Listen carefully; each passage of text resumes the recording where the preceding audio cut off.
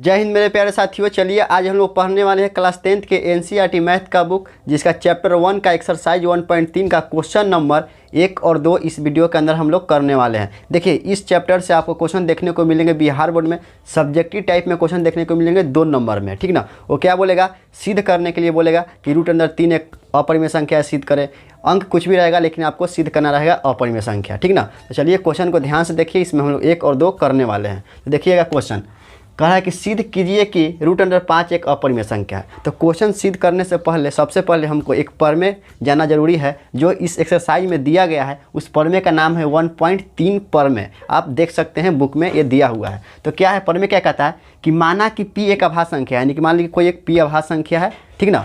तो जब P एक अभाज्य संख्या है तो यहाँ पर क्या कहता है, शर्त बोलता है कि P अभाज्य संख्या जो P a² को काटेगा, क्या करेगा, a² को यदि काटेगा तो यहाँ पर कहता है कि P क्या काटेगा, ए को भी काटेगा। इसका मतलब आप बहुत बारीकी से समझिएगा, हम समझाने का प्रयास करेंगे आपको अंक से। जैसे मान लीजिए कि आपके पास अभाज्य संख्या एक 5 क्या है, आपके पास एक अभाज्य संख्या, क्या है, अभाज्य संख्या। जैसे मान लीजिए कि 5 एक अभाज्य संख्या आपके पास है ना। अब यहाँ पर आपको मानना है एक संख्या क्या, ए की जगह a² की जगह पर आप मान लीजिए यहाँ पर आपको मानना है 10। क्या मानना है, 10। यहाँ पर आप कुछ भी मान सकते हैं लेकिन यहाँ पर आपको अभाज्य संख्या मानना है। अब देखिए 10 है ना, लेकिन 10 हम सिंगल नहीं मान सकते, यहाँ पे स्क्वायर है इसलिए स्क्वायर देंगे। तो स्क्वायर दीजिए, तो यहाँ पर देखिए ये कितना हो गया, 100। तो आप जानते हैं कि 5 से 100 कटता है, जानते हैं ना। उसी तरह से आप कह सकते हैं जब ई काट रहा है तो आप ये भी कह सकते हैं कि 5। अब देखिए यहाँ पर a² था तो हम लोग क्या लिखे, 10 के स्क्वायर लिखे। लेकिन यहाँ पर देखिए केवल a है, यानी कि दूगो a था यहाँ पर, तो एगो ये लिखें। यहाँ पर दूगो 10 है तो एगो 10 लिखेंगे, एगो 10। तो आप देख सकते हैं कि ये 5 है जो इसको भी काटेगा और ये 5 है जो इसको भी काटेगा। यही इस प्रमेय का कहने का पूरा तात्पर्य होता है। ये प्रमेय आप लोग समझ लीजिएगा, क्योंकि इसका हम लोग सीधे डायरेक्ट उपयोग करने वाले हैं इस सिद्ध करने के क्रम में, ठीक ना। तो चलिए अब लोग चलते हैं क्वेश्चन पर। तो देखिए सिद्ध कीजिए कि √5 क्या है, एक अपरिमेय संख्या। तो जो सिद्ध करना रहता है उसका सीधे उल्टा मानते हैं। तो देखिए √5 को क्या सिद्ध करना है, अपरिमेय। तो लेकिन हम अपरिमेय नहीं मानेंगे, परिमेय मानेंगे। तो हम लिखेंगे क्या यहाँ पर कि हल में माना कि, क्या लिखना है, माना कि √5, देखिए अपरिमेय सिद्ध करना है तो परिमेय मानेंगे, लिखेंगे √5 एक परिमेय है, क्या है, परिमेय संख्या है। क्या संख्या है, परिमेय संख्या है। हम लोग परिमेय संख्या का डिफिनेशन जानते हैं, इतना आशा करते हैं आप लोग जानते भी होंगे। तो परिमेय संख्या का मतलब होता है क्या, कि जो P/Q के रूप में रहे, क्या रहे, P/Q के रूप में। तो इसलिए हम लोग लिख सकते हैं कि अब तो √5 को क्या मान लिए, परिमेय संख्या। जब परिमेय संख्या को हम जानते हैं कि P/Q के रूप में लिखते हैं। जहाँ Q मेरा क्या काम कर रहा है, हर का काम कर रहा है। यहाँ हम लिख सकते हैं, यहाँ पर लिखना पड़ता है हमें क्वेश्चन में कि Q = not 0। क्या लिखना पड़ता है, Q = not 0। यानी कहने का मतलब क्या हो गया, Q कभी भी 0 नहीं हो सकता है। यदि Q का मान आप 0 कर दिए तो इसका मतलब होता है कि वो अपरिमेय संख्या होने लायक नहीं है, ठीक ना। इसलिए Q हमेशा 0 नहीं हो सकता है, यानी कि नीचे का मान आप कभी 0 नहीं लिख सकते हैं, ठीक। अब चलिए तो देखिए अब इसका हम लोग तिरछा क्या करते हैं, गुना करते हैं। तो इस Q को इसके साथ गुना करेंगे, इसके अंदर कुछ नीचे नहीं है तो 1 लिख देते हैं अपन मन से, क्या कि नीचे 1 छिपा हुआ रहता है। तो इसके तिरछा गुना करेंगे तो यहाँ पाएगा क्या, इसको गुना कीजिए तो आएगा Q √5, क्या है, Q ही है √5। इसको गुना कीजिएगा तो केवल P आएगा, क्या आएगा, P। अब देखिए इतना करने के बाद आपको क्या करना है, दोनों तरफ वर्ग करना है। क्या करना है, वर्ग लिखिएगा। यहाँ पर क्या आपको लिखना पड़ेगा कि दोनों तरफ, क्या लिखना पड़ेगा, दोनों तरफ वर्ग करने पर, वर्ग करने पर, ठीक ना।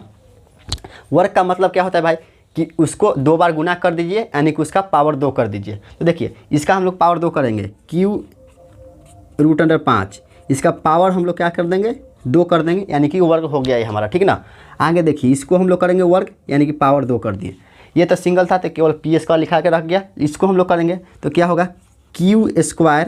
और जब √5 को आप 2 बार गुना करेंगे तो केवल एक 5 निकल कर आएगा। तो इसको क्या लिखेंगे, यहाँ पर 5 आप लिख सकते हैं, Q² 5। लेकिन अब क्या करेंगे, हम लोग 5 को पहले लिख देंगे। क्यों लिखेंगे भाई, क्योंकि अंक हम कहाँ लिखते हैं, हमेशा पहले लिखते हैं। यहाँ पर रूट में था इसलिए पीछे लिख दिए थे, कोई दिक्कत नहीं है। अब देखिए ये लिखा गया ना, P² 5Q² = P²। अब आपको देखिए यहाँ पर क्या करना है, समझना है। अब आकर प्रमेय का काम पड़ गया।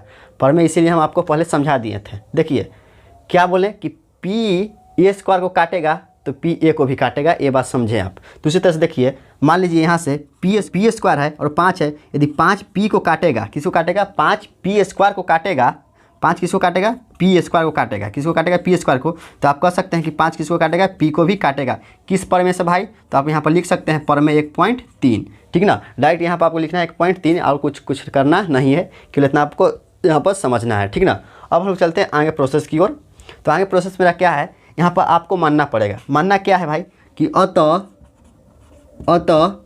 क्या लिखना है आपको, इधर वाला पी लिखना है, ठीक ना। पी बराबर जो इधर अंक है वो लिख लेना है 5 के 5, और एक अलग से मानना है आपको कौन संख्या, चर संख्या। तो चर संख्या में कुछ भी मान सकते हैं, आपको सी मानना है तो सी मानिए, बी मानना है तो बी मानिए, ए मानना है तो ए मानिए, आप मान सकते हैं, ठीक ना। तो अब देखिए यहाँ पर लिखा गया, अब क्या करेंगे, इसमें लेकर मान रखेंगे। जैसे देखिए पहले से क्या था हमारा 5q² बराबर पी स्क्वायर, ठीक ना। तो हमको क्या मान रखना है, पी का मान रखना है। पी का मान हम लोग कितना अभी लिखे हैं, 5c, याद रखिएगा। तो देखिए जहाँ मेरा पी है वहाँ पर रख दीजिए कितना, देखिए पी का मान कितना है 5c, तो 5c, और लेकिन स्क्वायर है तो स्क्वायर आप लिख लीजिए, ठीक ना।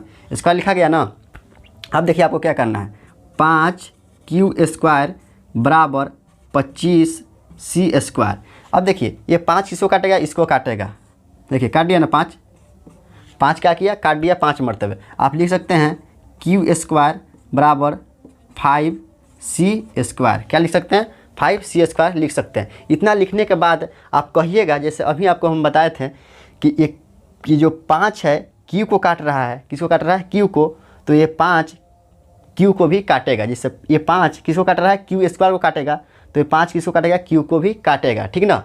क्यों से भाई, किस परिमेय से, तो आप यहाँ लिख सकते हैं परिमेय 1.3 से, किससे, 1.3 से। और जब ये काटता है तो इसका मतलब ये होता है कि आप कह सकते हैं, यहाँ पर क्या कहना है आपको, कहेंगे कि q² और 5 जो दोनों आपस में संबंध है, तो हम लोग बोलेंगे यहाँ पर कि 5 p एवं q के मध्य, q के मध्य मतलब होता है बीच में, मध्य उभयनिष्ठ गुणनखंड है, उभयनिष्ठ गुणनखंड है।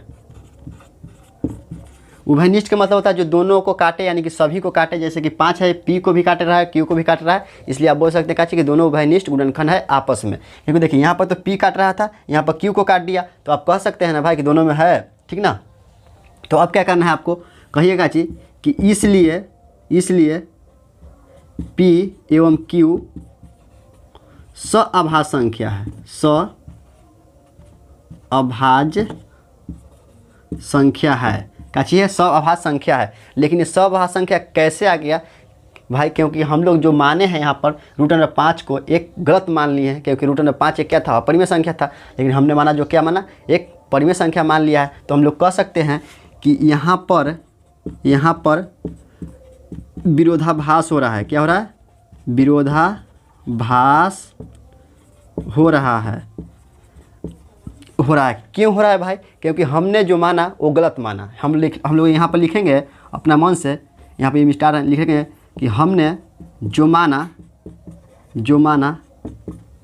वह गलत माना है, अतः √5 एक अपरिमेय संख्या है। क्या है, अपरिमेय संख्या। यही हमारा क्या हो गया, लास्ट में सिद्ध हो गया। हम लोग क्या किए थे, अब ओवरलोड हम लोग समझने का प्रयास करते हैं। जैसे देखिए √5 क्या था, एक अपरिमेय संख्या हमको सिद्ध करना था, लेकिन हमने माना इसको परिमेय संख्या। अब देखिए परिमेय संख्या को पूरा क्यू के रूप में लिखते हैं, जहाँ पर क्यू जो क्या होता है, नॉट जीरो होता है। हम लोग इसको तिरछा से गुणा किए, लिखे क्यू √5 बराबर पी, दोनों तरफ वर्क किए, वर्क करना पर हमको मिला क्या चाहिए, 5 के क्यू के स्क्वायर प्लस पी के स्क्वायर। हम लोग कह सकते हैं कि यदि 5 p² को काटेगा तो 5 p को भी काटेगा। कौन से भाई, परिमेय 1.3 से। अब हम जब यहाँ पर काट दिया तो हम लोग लिख सकते हैं अतः p बराबर 5c। जब 5c होगा तो p का मान हम लोग रखेंगे यहाँ पर। इसी वाला समीकरण देखिए यहाँ पर लिखा गया है, इसी में हम लोग क्या किए, p का मान रख दिए 5c। यहाँ पर देखिए जब 5 यहाँ पर काट दिया तो हम लोग जैसे यहाँ पर पढ़े थे क्या कि 5 काटा है पी स्क्वायर को, तो यहाँ पर देखिए 5 किसको काट रहा है, क्यू स्क्वायर को काट रहा है, इसलिए 5 किसको काटेगा, क्यू को भी काटेगा।